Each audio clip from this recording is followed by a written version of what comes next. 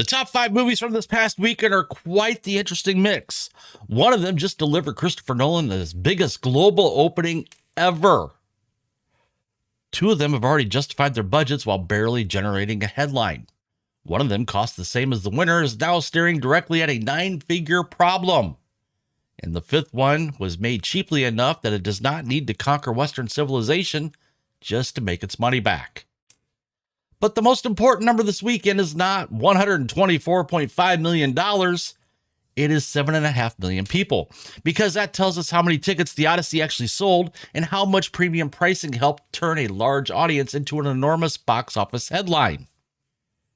So let's go through the actual weekend, number 5 to number 1, with receipts. Then we will look at next weekend when Nolan gets the marketplace almost entirely to himself. And finally, July 31st, when Spider-Man arrives without the one format Christopher Nolan has locked down. Because this weekend gave us the headline, the next 2 weekends tell us what the headline was actually worth.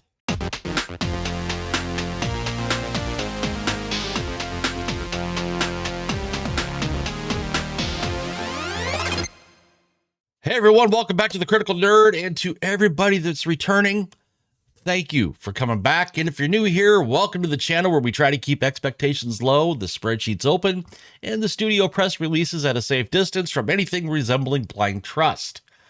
Now on Friday, we went through the different forecasts for The Odyssey, and there was like a $15 to $20 million gap between the highest and lowest projections. Well, the Sunday estimates are in.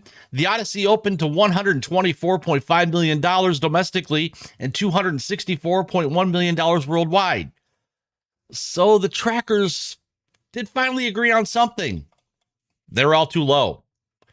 But before we start carving a statue of Christopher Nolan and placing it outside every IMAX theater in America, we need to separate 3 different things: how much money the movie grossed, how many people actually showed up, and how much it still needs to earn before Universal gets to call this expensive Greek field trip profitable.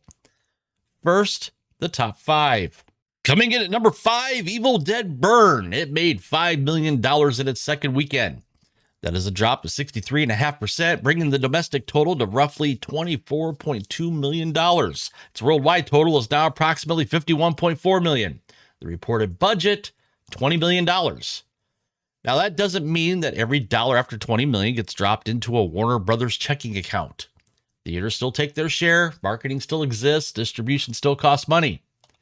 But a $20 million horror movie sitting above $50 million worldwide after 10 days is considerably better than a $250 million movie sitting below the $200 million mark. That's the advantage, not requiring the GDP of Luxembourg to film people being attacked by demonic relatives. Now, some would say Evil Dead's not necessarily profitable yet, but it can see profitability from where it is standing. For several movies released this summer, profitability has applied for witness protection. Coming in at number 4, we have Toy Story 5, which made $14.8 million in its 5th weekend. That's down only 22%. Its domestic total is now approximately $431 million, and its worldwide total has climbed to roughly $958 million. The budget? $250 million, not including marketing. Now, I know we've been informed repeatedly that audiences hate sequels, franchises, nostalgia, and familiar characters. Well, apparently nobody told the audience, because Toy Story 5 has now been playing for 5 weekends and has made nearly $1 billion and just posted the best hold anywhere in the top 5. This is not proof that audiences will watch anything with a recognizable logo. We are about to discuss Moana. It is proof that audiences still show up for familiar properties when the movie feels worth seeing now, instead of eventually appearing underneath a recommended for you banner. Variety has already described Toy Story 5 as having justified its enormous production budget, and that is before the merchandise. Toy Story reportedly generates more than $1 billion annually through consumer products, games, and publishing. Buzz Lightyear has diversified revenue streams. Your favorite YouTuber has an affiliate link. At number 3, Minions and Monsters also made $14.8 million, the exact same Sunday estimate as Toy Story 5. It is down 30% in its 3rd weekend, bringing the domestic total to roughly $138 million and a worldwide total of approximately $358 million. Its production budget was $85 million. So Toy Story 5 and Minions and Monsters arrived at the same weekend number from opposite directions. Toy Story is in weekend 5, holding like someone threatened to replace Woody with an app. Minions is in weekend 3, recovering from the lowest opening in the franchise. But because Illumination kept the production budget at $85 million instead of $250 million, Variety already expects the movie to be profitable despite calling the opening a misfire. That is an important distinction. A movie can miss expectations and still make money. A movie could also win its opening weekend and lose a fortune. The ranking tells you who won Friday through Sunday. The budget tells you whether anybody at the studio gets to sleep afterwards. 85 million in, more than 350 million in worldwide ticket sales so far. Boring, responsible, almost suspiciously competent. At number 2, Disney's live-action Moana made $19 million. That is a 56% drop from its $43.1 million opening. Its domestic total after 2 weekends is approximately $82 million. Worldwide, it has reached roughly $178.5 million. Its reported production budget is $250 million, the same reported production budget as The Odyssey. $250 million. Twice. One movie opened to $264 million worldwide. The other has made $178 million worldwide after 2 weekends. Same reported production budget, very different audience response. Variety reports that Disney spent another roughly $120 million promoting Moana, and that the movie needs at least $600 million worldwide to break even. It's not close. And the second weekend drop did not solve the problem. Moana also benefited from premium formats during its opening. Box Office Pro reports that premium presentations generated approximately 44% of the opening weekend gross, including about $3.4 million from domestic IMAX. But that premium inventory has now shifted toward The Odyssey, especially IMAX, which is dedicating its screens to Nolan's film for 3 weeks. That does not mean Moana instantly disappears from every premium auditorium in America. It means the highest profile and most expensive screens in the building are now being used to sell somebody else's event. And that gets to the real difference. Disney spent $250 million making a live-action version of a movie that families can already watch at home with an animated sequel that arrived less than 2 years ago. Nolan spent $250 million making something audiences were reportedly told needed to be seen on the largest screen they could find. One studio sold familiarity, the other sold urgency. And urgency is the more valuable product. At number 1, it's nobody's surprise, Christopher Nolan's The Odyssey opened to $124.5 million domestically and $264.1 million worldwide. That is Christopher Nolan's largest global opening in unadjusted dollars, passing The Dark Knight Rises. It's also the third largest domestic opening of the year behind Toy Story 5 and the Super Mario Galaxy movie. The movie received an A Cinema score. Its Rotten Tomatoes score currently sits around 95% from critics with a 97% verified audience score. And the reported production budget is $250 million with approximately $125 million spent on marketing. The Odyssey did not merely finish first. The entire domestic marketplace generated about $193 million this weekend, and The Odyssey accounted for almost 65% of it. The other 4 movies in the top 5 combined made approximately $53.6 million. Christopher Nolan did not need to win the weekend. He occupied it. Now, we need to get to the argument that has already started online. The Odyssey made $124.5 million, but how many people actually bought a ticket? According to intelligence, approximately 7.5 million people attended the movie domestically during its opening weekend. That's still a very large audience. It is also substantially more than the approximately 5.9 million admissions reported for Oppenheimer's opening. So the success isn't imaginary. Millions of people showed up for The Odyssey, then showed up for Nolan's previous film. But premium pricing amplified the revenue headline.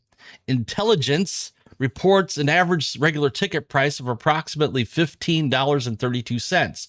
Premium large format averaged around $19.07. IMAX 70mm averaged approximately $22.46.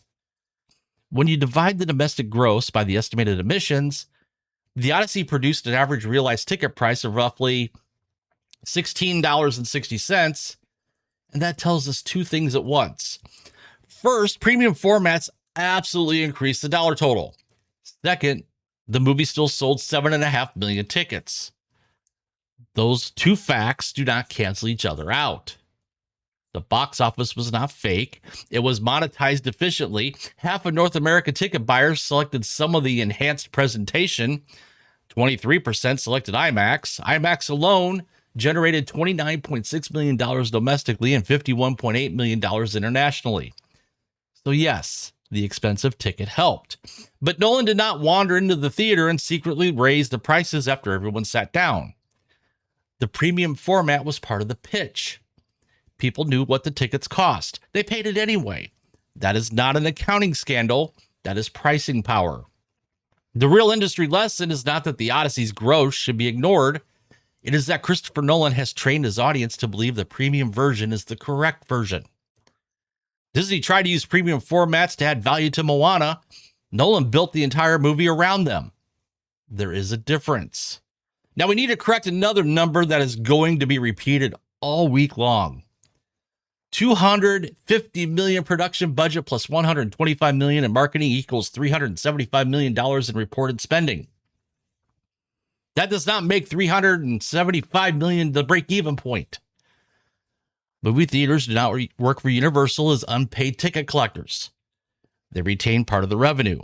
Domestic theatrical splits are generally more favorable to the studio than international splits, and every movie has its own contracts, distribution fees, talent participation, and downstream revenue. So there's no publicly confirmed Universal break-even number for the Odyssey. Anyone giving you the exact figure to the dollar has either obtained Universal's private accounting ledger or discovered confidence as a substitute for documentation. A reasonable theatrical model begins around the common 2.5 times production budget guideline. That would place the lower end around $675 million worldwide. Given the reported marketing campaign and the film's international mix, a more cautious upper range could approach $750 million. That is not a confirmed studio figure. It is a working corridor. At $264 million, after the opening weekend, the Odyssey has completed approximately 35 to 42% of that gross target. That is an excellent beginning. It's not profitability. Moana's situation is much clearer because Variety directly reports that it needs at least $600 million worldwide to break even. It currently has approximately $178 million. The Odyssey has a path. Moana currently has a rescue mission. Now we get to the part that matters more than the opening. The Odyssey enters its second weekend from July 24th through July 26th with no major new wide release competition. IMAX says its second weekend pre-sales rank among the 10 strongest it has recorded. Some 70mm screenings are reportedly sold out for weeks. That means there are still customers waiting for the format they want rather than rushing into whatever seat was available during opening weekend. That is exactly what Universal wants. Now the best comparison is Oppenheimer. Same director, same distributor, R-rated, approximately 3 hours long, premium format demand, and an audience willing to wait for preferred showtimes. Oppenheimer opened to $82.5 million and fell 43.4% to $46.7 million in weekend 2. That was not a soft hold. That was an excellent blockbuster hold. And Oppenheimer achieved it while Barbie was still dominating the marketplace and Haunted Mansion opened in wide release. Now, if the Odyssey matched that percentage decline, its second weekend would land at approximately $69.7 million. I'm just going to call it $70 million. So here's the scoreboard.